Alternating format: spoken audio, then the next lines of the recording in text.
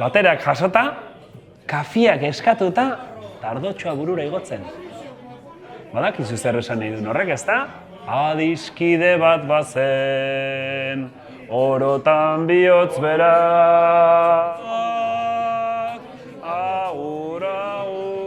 Euskal kantua da zerbait primitiboa, denok batzen gaitu. Jon Maiak ondo esaten du, kantu bat gara. Haudek umoria. Orain klasiko bat, txoria txori. San diot Garbineri, zuk bigarren ahotsa. Taneko, bueno, atera dadila kanpora erretzera. Kepa, ba!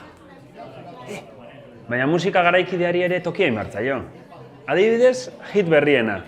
Amorerik eman gabe, zuen leialtasuna.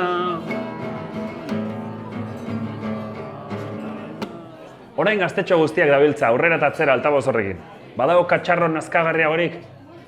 Spotify honena, barru-barruan daukaguna da.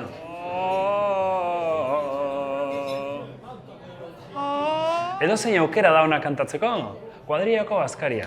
Gabonetan familia giroan.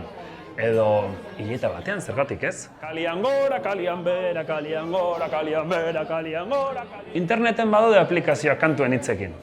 Baina nik nire bilduma propioa egina daukat. Inprimatuta eta plastifikatuta.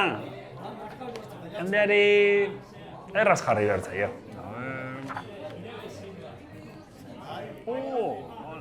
Adiskideok ikusi duzu ezelai horietan hartzaian, zenbat aldiz esan ote diate estenatokira igotzeko. Emateko kontzertu bat. Baina niri hau gustatzen zait, lagun artea, elkartea, kantuaren benetako esentzia. Pavarotti, gintonika. Ze? Ez, gintonika ez, izotza, iztarria.